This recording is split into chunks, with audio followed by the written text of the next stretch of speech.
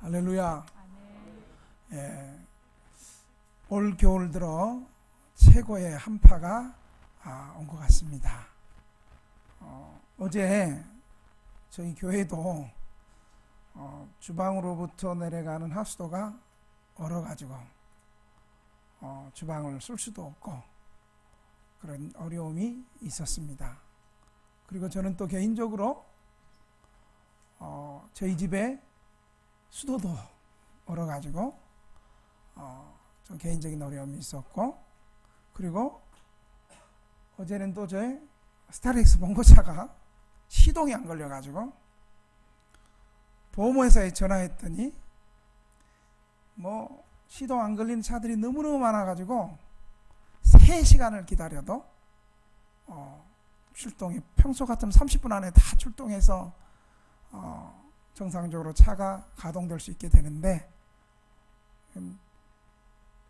영하 20도, 17도, 20도 가니까 그냥 시동이 안 걸려가지고 3시간을 기다리다 못해 레카차도 연락하고 회사에도 다른 데도 연락하고 결국은 지나가는 사람에게 점프선을 좀 같이 좀 있으면 돼가지고 같이 좀 시동을 걸어달라. 그렇게 해서 시동을 걸고 정상적으로 출발할 수 있었습니다. 아마 올겨울 들어서 이번 주가 최고의 한파 추운 겨울인 것 같습니다. 다음 주 화요일부터는 또 정상적으로 많이 또 온도가 올라가서 겨울이 또 지나갈 것 같습니다. 그러니까 이 한파에 여러분들 따뜻하게 옷 잘 입으시고 건강하게 몸들 잘 돌보실 수 있기를 바랍니다. 특별히 쪽방이 너무 춥거나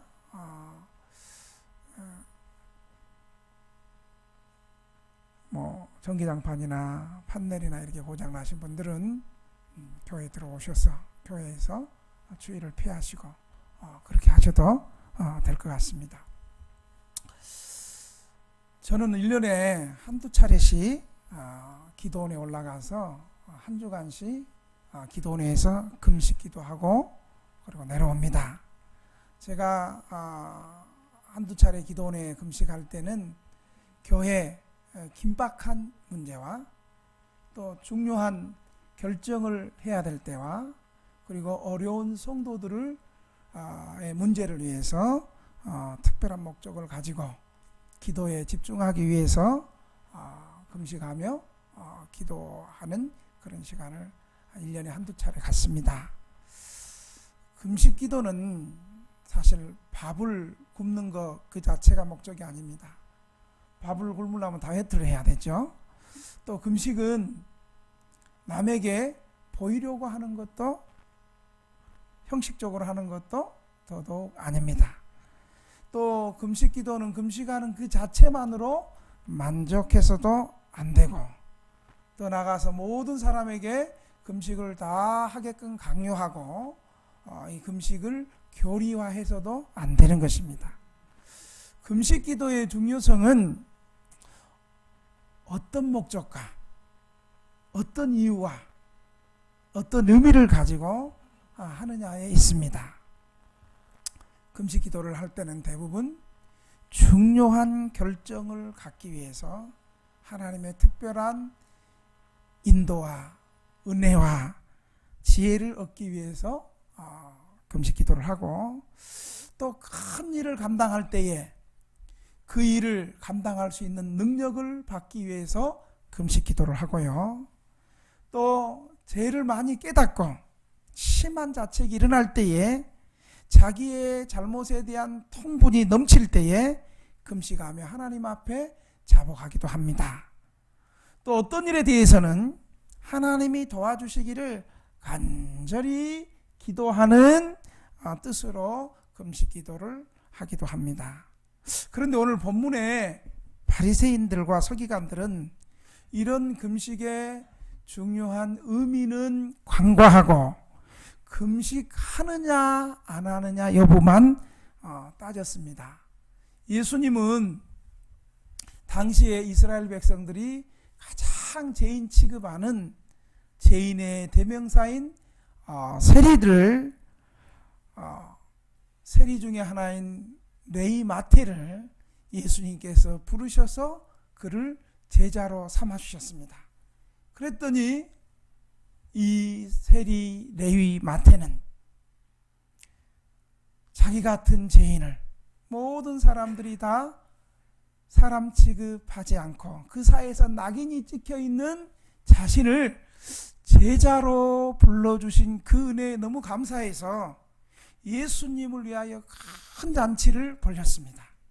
그리고 자기 동료 친구들도 그 잔치에 초청하고 참여해서 자기와 같은 그런 구원의 은혜를 얻기 위해서 큰 잔치를 벌였습니다.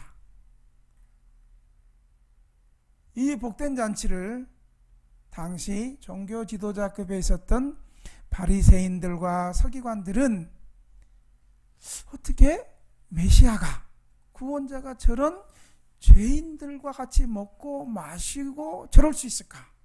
오히려 저런 인간들을 위해서 우리 금식을 해야지 하면서 기분이 참 나빴습니다. 그래서 예수님에게는 차마 말을 못하고 예수님의 제자들에게 찾아가서, 야,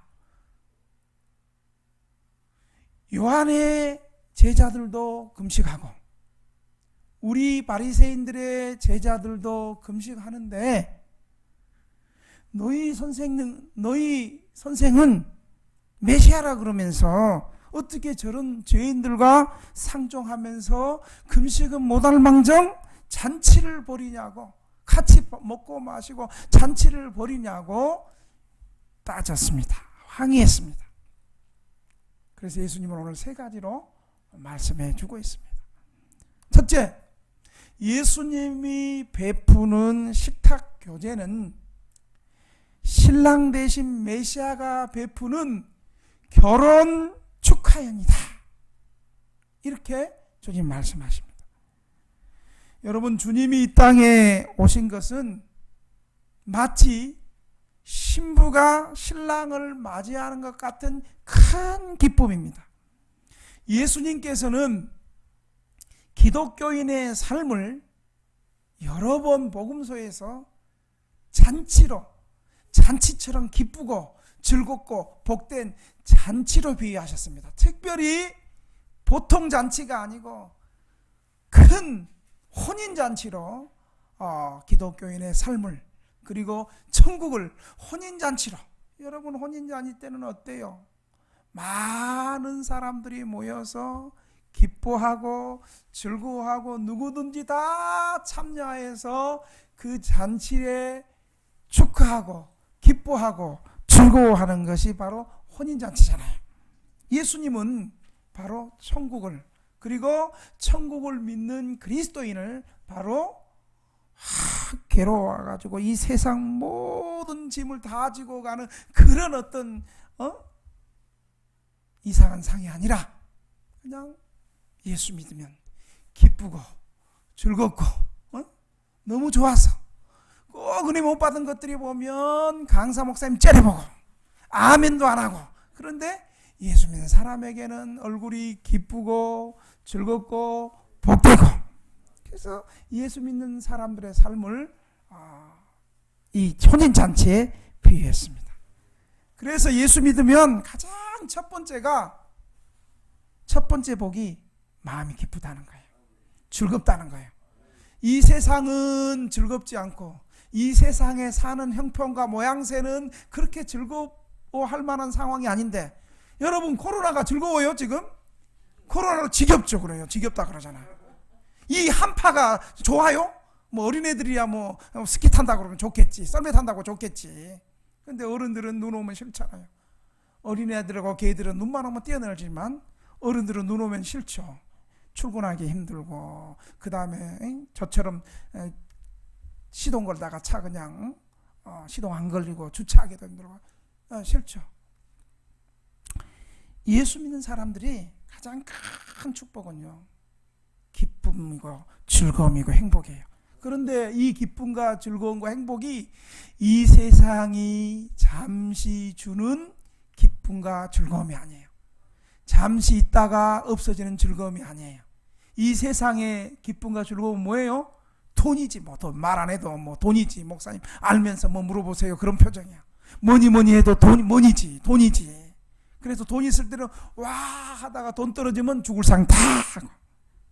이 세상의 기쁨은 돈이든 권력이든 쾌락이든 명예든 그 있을 때만 기뻐요.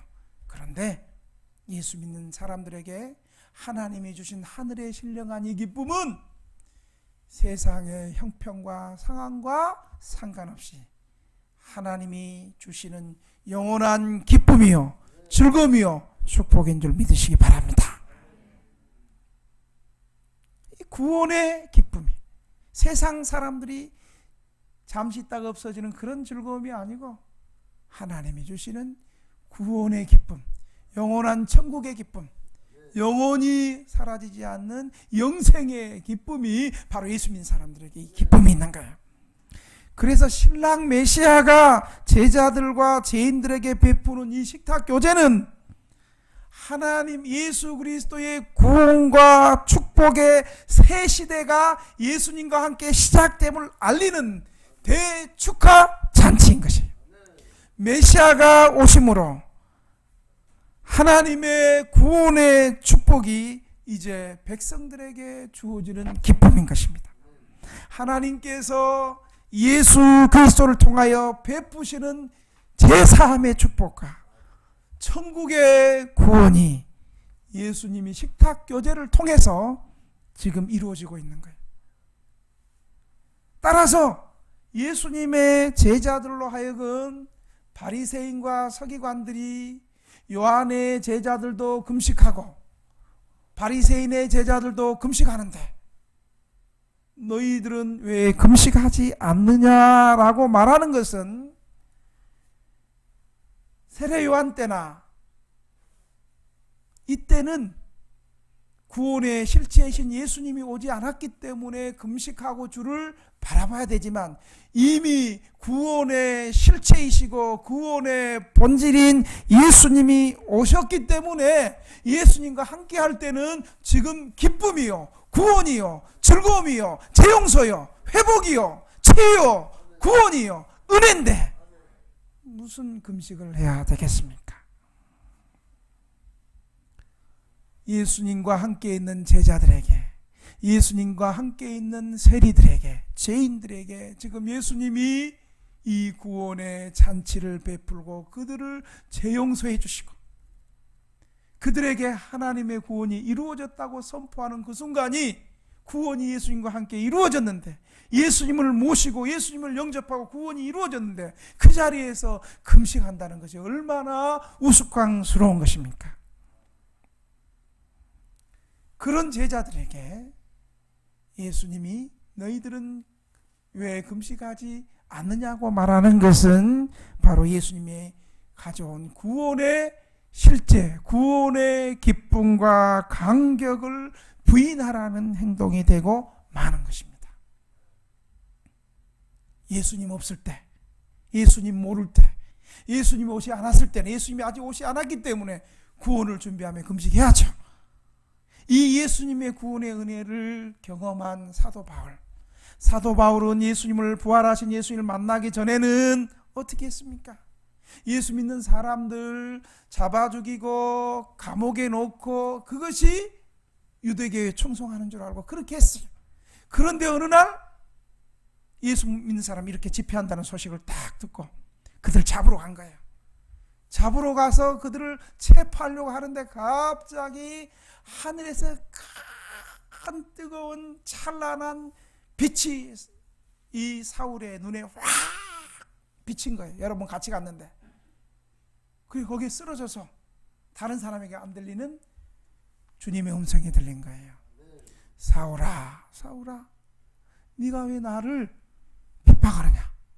사울이 놀래고 선생님 당신 누구십니까? 나는 네가 핍박하는 예수다.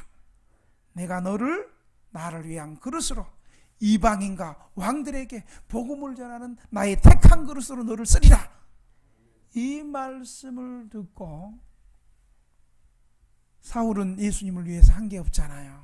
오히려 예수 믿는 사람들 잡아 죽이고 핍박하고 감옥에 보내고 악한 일을 했는데 이 예수님의 은혜에 재용서함을 받고 받을 뿐만 아니라 주님이 그를 복음 증거자로 전도자로 쓰시겠다는 그 사명 앞에 그는 너무 감사해서 그의 남은 생애를 주님의 복음을 위해서 오히려 과거에는 예수님 핍박하고 교회를 박해하고 잔인하게 박해했던 이 사울이 이제는 바울로 변해서 과거에는 교회를 잔해하던 사람이 주님을 만나고 나서 재용서함을 받고 구원받고 나서 이제 주님을 위해서 복음을 증거하는 자로 평생을 살았습니다. 그 바울이 그 예수님의 은혜를 맛보고 예수님으로부터 제사함의 은혜를 맛본 다음에 고린도 교회에서 사람들에게 뭐라고 얘기하냐면 이렇게 얘기하는 거예요. 하나님의 은혜를 헛되이 받지 말라. 상황이 어떠한들 형편이 어떠한들 아무리 괴롭든 기쁘든 외롭든 즐겁든 어떤 상황이라도 하나님의 은혜를 헛되이 받지 마라. 지금은 은혜 받을 때고 지금은 구원받을 때이다.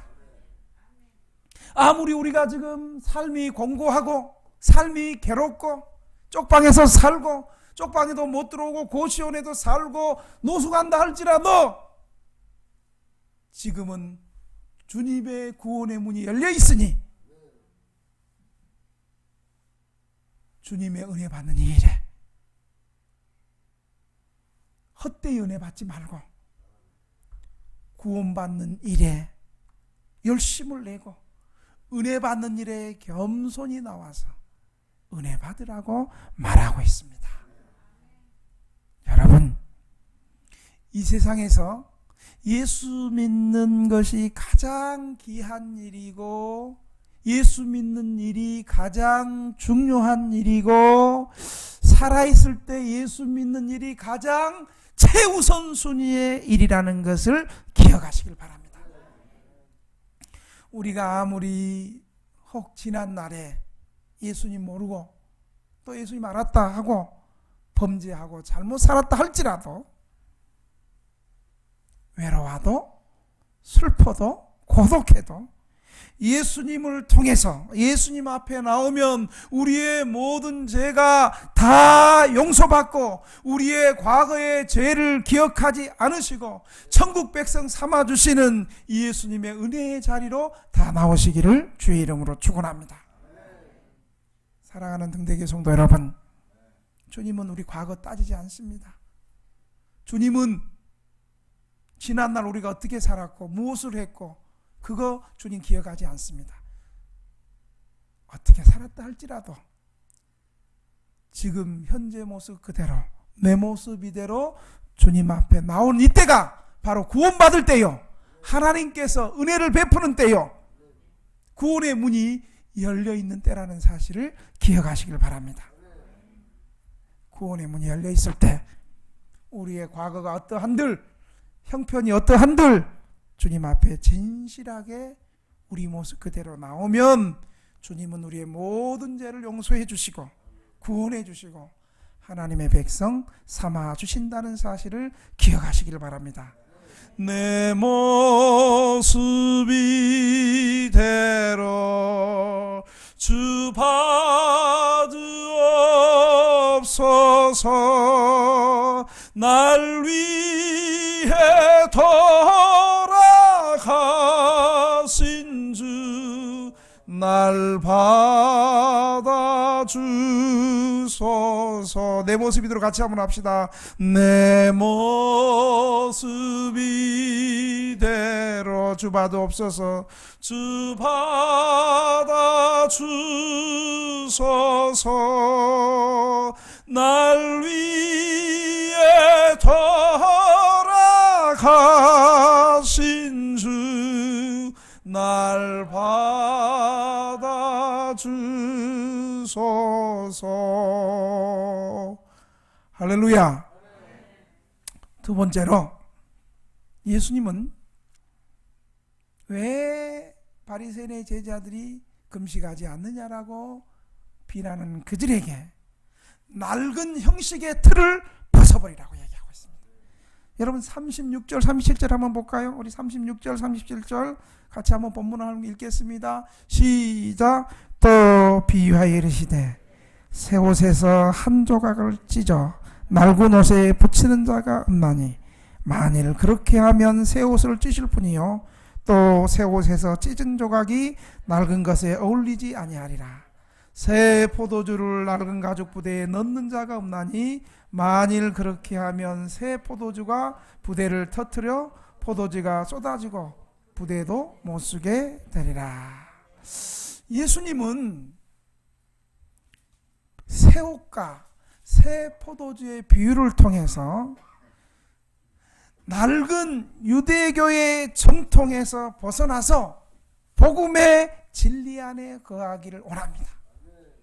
낡은 옷, 유대주의, 낡은 구습, 새 옷, 예수 그리스도의 새로운 복음.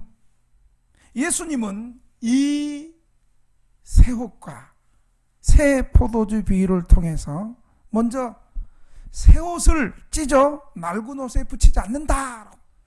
여러분, 새 옷을 찢어서 낡은 옷에 붙이면 새 옷도 못 입게 되고 낡은 옷도 모양새 없고 입을 수 없는 거예요. 낡은 옷에도 어울리지 않는다는 거예요. 새 옷은 못 쓰게 될 뿐만 아니라 낡은 옷도 어울리지 않는다고 말하고 있는 거예요. 낡은 옷은 바로 구약을 따르는 유대주의의 전통과 낡은 형식주의를 말합니다. 새 옷은 구약에서 모세와 선지자들과 시편에서 예언한 메시아, 그 메시아가 바로 이 새 옷은 복음의 실체이신 예수 그리스도고, 낡은 옷은 유대교의 전통을 고집하는 유대주의를 예수님은 비유로 말씀하신 것입니다. 이것은 율법을 오해해서 율법주의에 사로잡혀 있던 유대주의와 예수님의 교훈이 서로 부합할 수 없음을 말씀하시는 것입니다.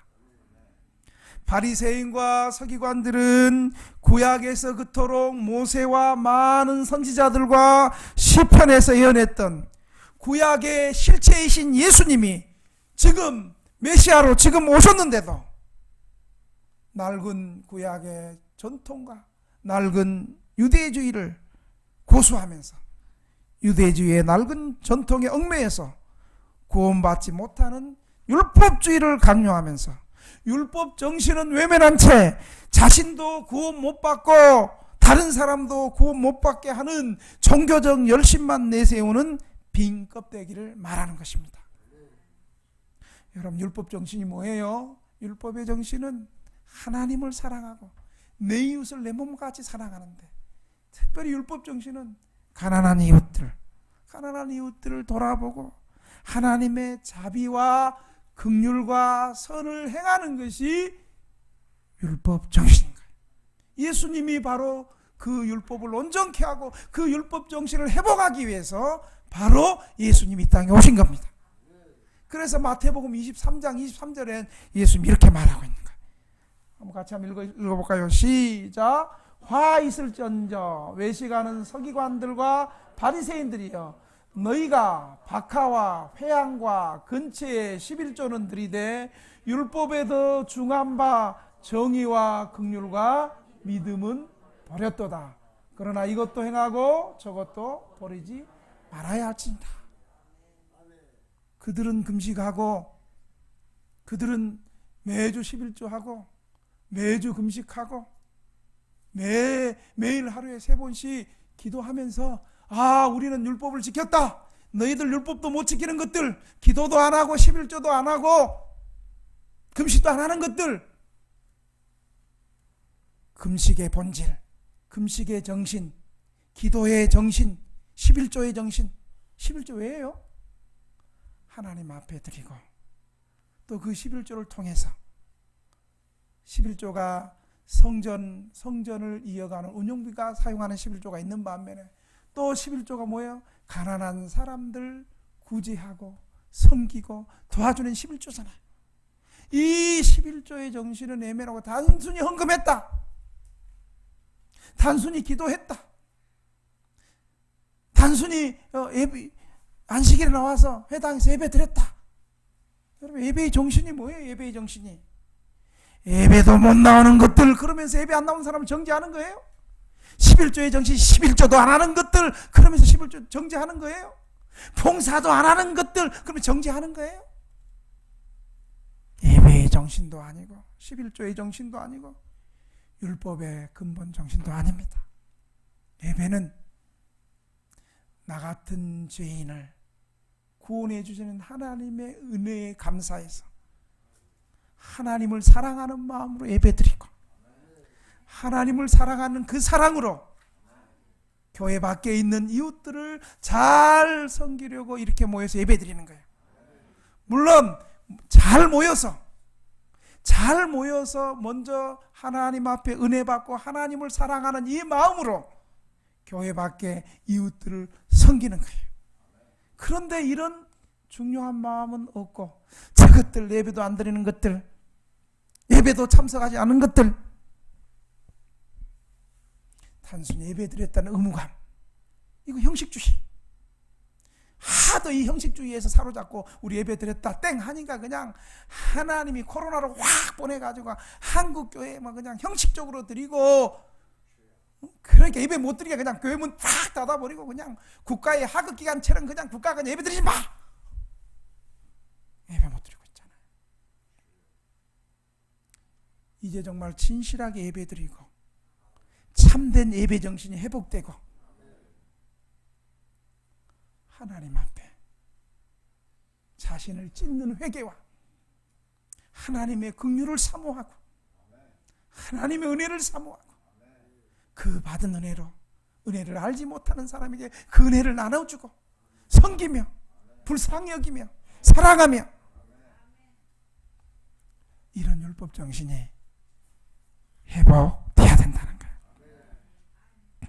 바리새인들과 제자들은 율법의 창 정신은 외면하고 형식과 낡은 교리에 얽매여서 안식일에 생명을 구하는 본질적인 것은 소중히 여기지 않고 위선적으로 무조건 일을 하면 안 된다는 폐쇄적인 사고에서 벗어나지 못했습니다.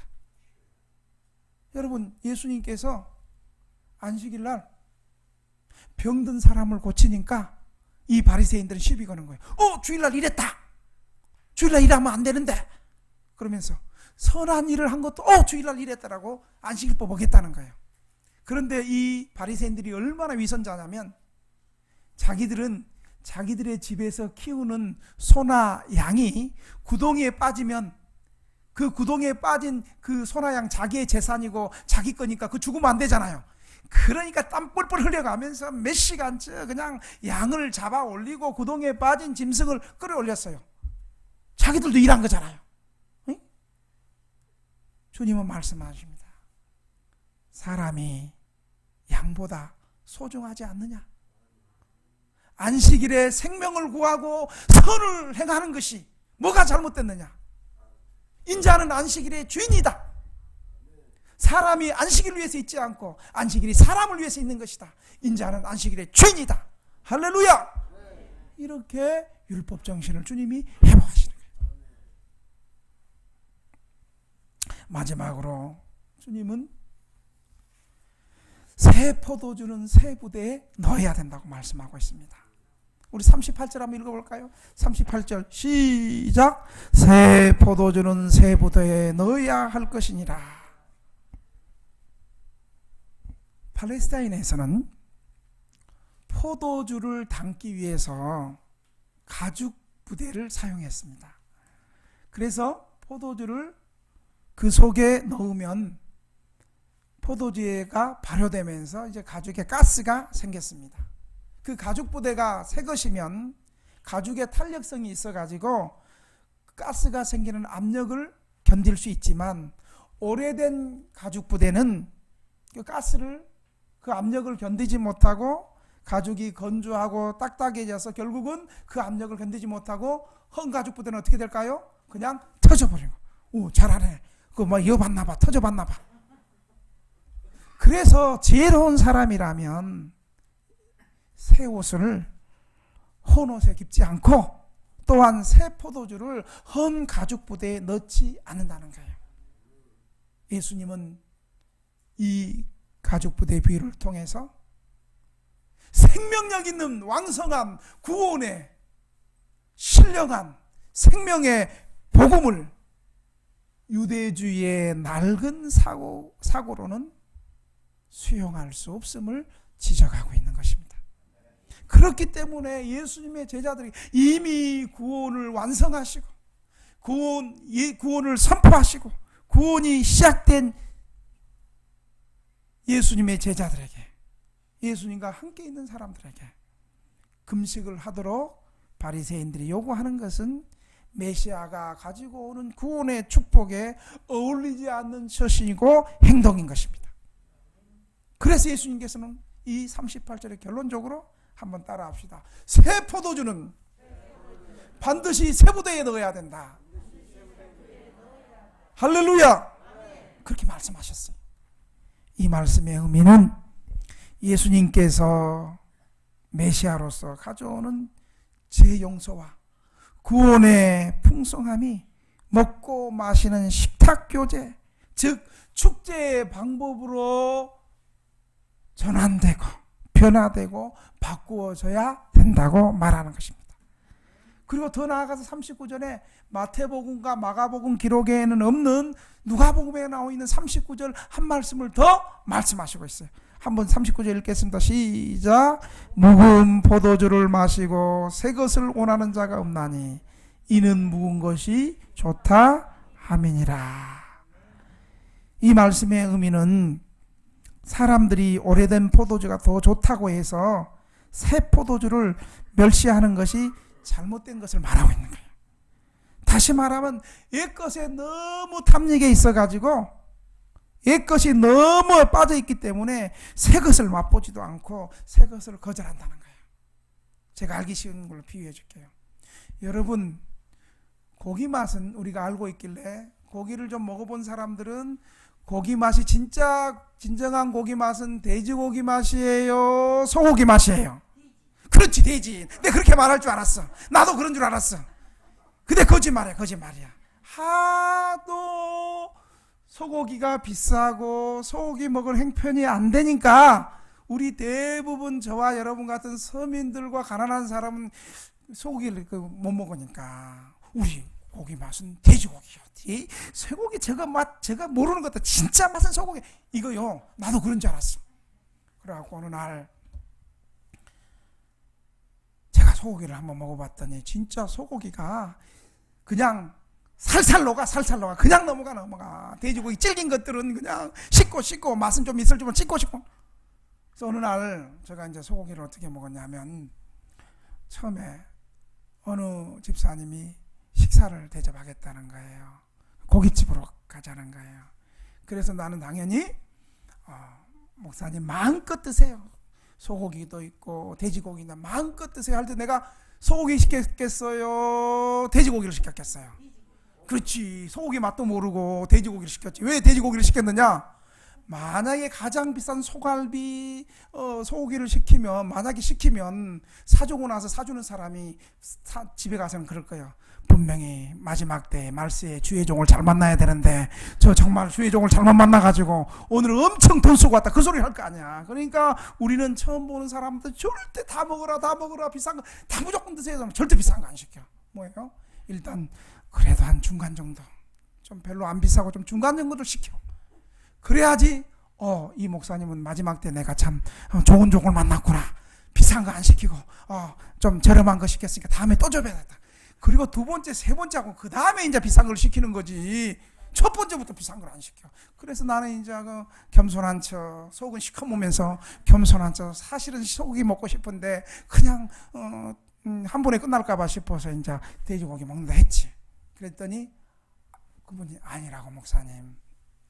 이번엔 제가 목사님 돼지고기는 자주 드셨을 건데 쇠고기 맛있는 소고기 입에 살살 녹는 소고기 그거 한번 드셔보시라고. 제가 오늘 마음에 준비하고 꼭 쇠고기 사주려고 나왔습니다. 이런 교인이 많으면 좋겠어요. 그래가지고 이제 그래서 할신 소갈비를 먹었어요. 여러분 이 소갈비가 돼지고기는 무슨 돼지고기가 고기 맛이요? 그냥 소갈비가 입에서 쩝쩝 그냥 술술 넘어가고 부드럽고 맛있고 전부 다 침이 다 고인 것 같아요, 여러분들 보니까. 그때부터 제가 고기 맛은 쇠고기구나. 고기 맛은 쇠고기구나. 뭐 돼지고기, 쇠고기 맛도 모르는 것들이 무슨 돼지고기?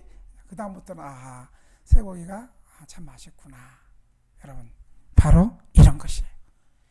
옛날에 구습에 사로잡히고 옛날에 애것만 탑니까고 애것에 너무 빠져있기 때문에 복음의 실체 대신 실체가 되신 예수님이 오셨는데도 그 예수님을 영접하지 못하고 예수님 앞에 나오지 않는 것이 바로 새 부대는 낡고 오래된 유대주의의 낡은 형식을 버리고 구약의 완성이시고 구약에서 예언한 구약의 실체 대신 예수님이 오셨는데 그 예수님을 어떻게 헌 가죽부대에 헌 옷에 예수님을 입을 수 있겠습니까? 새 가죽부대. 이 말의 진정한 의미는 낡은 유대주의 전통에 머물러 있는 바리새인들과 같은 식으로 생각하는 사람들은 복음의 실체 되신 예수님이 오셨는데 예수님을 그리스도로 영접하지 않는 어리석음을 말씀하는 것입니다. 사랑하는 등대교회 성도 여러분, 예수님이 이 땅에 오셨습니다. 이 예수님의 은혜 앞에 은혜와 진리가 충만하신 풍성하신 예수님 앞에 나오면 예수님은 우리의 지난날의 과거를 묻지도 따지지 아니하고 다 용서해 주십니다. 예수님의 십자가의 보혈은 용서 못할 죄인이 없고 예수님의 복음의 능력은 새롭게 변하지 못할 사람이 없다는 사실을 기억하시기를 바랍니다. 그래서 예수님을 생각하면 정말 내가 구원받은 것이 예수님으로 인해서 구원받은 것이 너무 즐겁고 감사하고 제사함 받은 그 구원의 기쁨과 감격이 너무 즐겁고 감격스럽고 복되고 그냥 교회 가고 싶고 주일이 기다려지고 주님 앞에 더 나아가고 싶고 찬송해도 입에서 찬송이 끊어지지 않고 주님 앞에 우리의 부족한 물질을 드려도 더 드리고 싶고 주를 위해서 헌신해도 힘들지 않고 너무너무 더 기쁘고 우리 최영복 집사님이 정말 집사 되니까 그냥 교회만 가고 목사님이 부르면 와야 되고 가야 되고 그래도 좋다고 교회 나오는 게 좋다고 할렐루야죠. 교회 일하는 게 좋다고 바쁜 게 좋다고 주님 앞에 나오는 것이 예수님의 이 구원의 기쁨, 주님의 사죄의 은총, 재용서의 축복과 구원의 은혜 때문에 주님 앞에 나오는 우리의 삶이 늘 기쁘고 교회 나올 때마다 구원의 잔치와 구원의 기쁨과 구원의 축복을 누리는 저와 여러분이 되시기를 주의 이름으로 축원합니다. 우리 통성으로 기도 한번 합시다. 주님께서 이미 오셨는데 내 마음을 주님의 십자가 앞에 내려놓게 해 주시옵소서. 주님은 하나님의 은혜를 헛되이 받지 말라 그랬는데 나의 잘못된 생각, 나의 고집, 나의 무지 때문에 지금은 은혜의 때고 구원의 날인데 주님 이 구원의 은혜에 내가 구원받게 해 주시옵소서.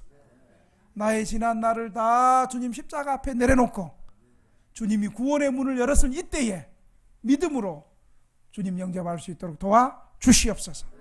주님의 구원의 은혜에 제 용서물 축복을 저희들 경험할 수 있도록 주님 도와주시옵소서. 이제 예배 드리는 것이 너무 기쁘고 즐겁고 예배의 정신과 신앙생활하는 교회에 나오는 이 기쁨이 우리의 삶에 넘치게 해주시고 영원한 천국 백성으로서 믿음으로 살게 해 주시옵소서.